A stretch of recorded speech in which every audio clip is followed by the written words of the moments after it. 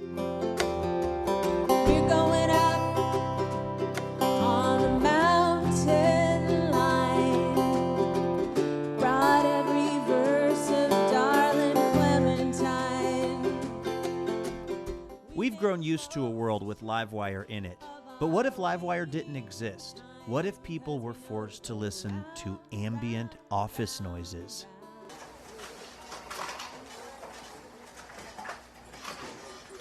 Or drive time radio? And you're listening to Drive Time with Gary Wanks and The Wiz!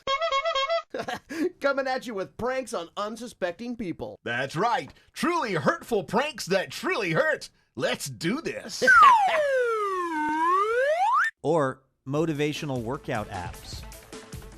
Feel that burn. Is it burning?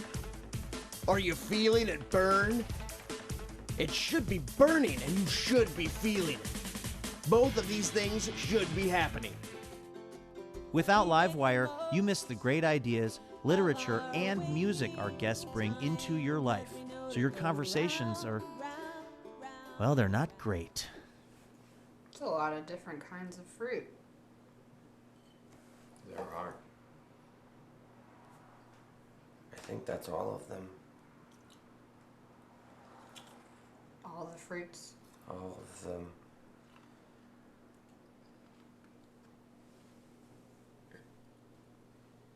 But if you come to a Livewire taping or listen to our show, it injects your life with the wit, wisdom, and compelling ideas that over 1,000 brilliant guests have brought to our stages over the years. Moments like these. There's a reason, my fellow Americans, why there are no Native American restaurants at the Indian casino. And it is because we are a melting pot, a pot of meltingness. We take all of our ethnic food and we put it in the melting pot and it brings us closer together. It's very beautiful. And then we do a very American thing where we pick up the melting pot and we put it in the frozen food aisle. But I don't know if you know any Native Americans. I do. Lived in Minneapolis for a long time. Largest urban Native American population in the country. Turns out they're not big melters. Do not wish to melt. Still mad. Still mad. I'm not a real doer. That's another reason I've never wanted to have kids. You have to say yes. You know what I mean? Yes. To living. You gotta do stuff if you're gonna have kids if you do it right. I've been working on characters because you never know when Saturday Night Live will need more black men to play all the black women. So I am working on a bunch of characters. So the best place to get story, to study story, is to go to support groups where people are telling their story every week and they are so good at it. Or recovery groups where they're telling their story every week and they're so good at it. Or phone sex hotlines, which before the internet were a fantastic place because people had their story down pat. They knew exactly what they wanted and they knew how to tell that story.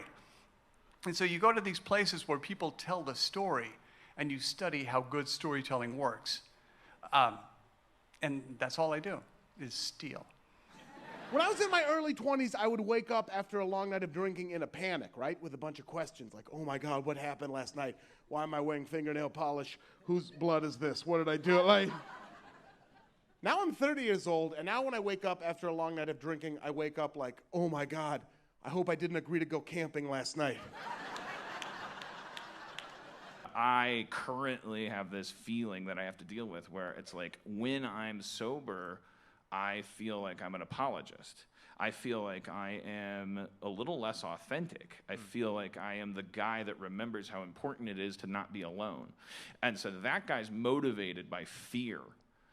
People who continue to still claim that your sexual orientation is a choice, they always talk about we chose to be gay, but as my husband has pointed out, apparently that meant they chose to be straight. Maybe they had been gay for a while and decided that didn't work and they should become straight.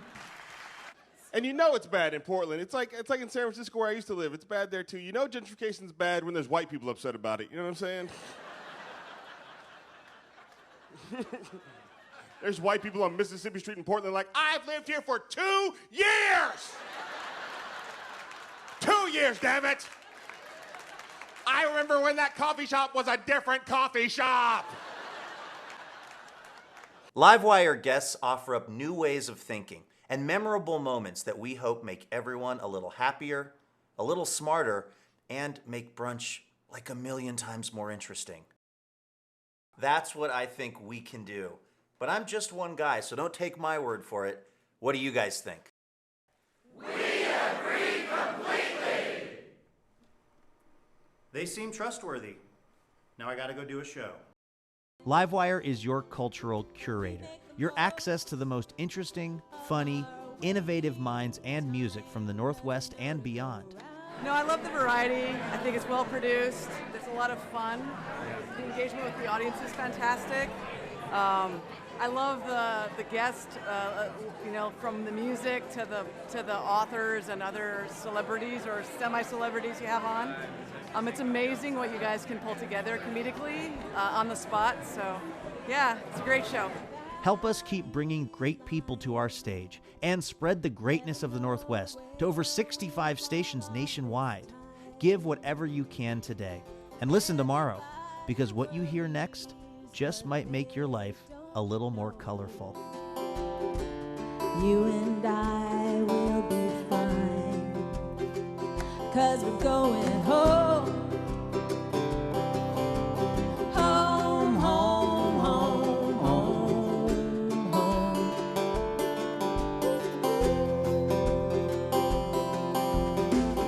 I'll tell you a story to pass the time about a man who rode the northern line. He went so fast he lost control of his family and his mind, but minds are hard to define, whether you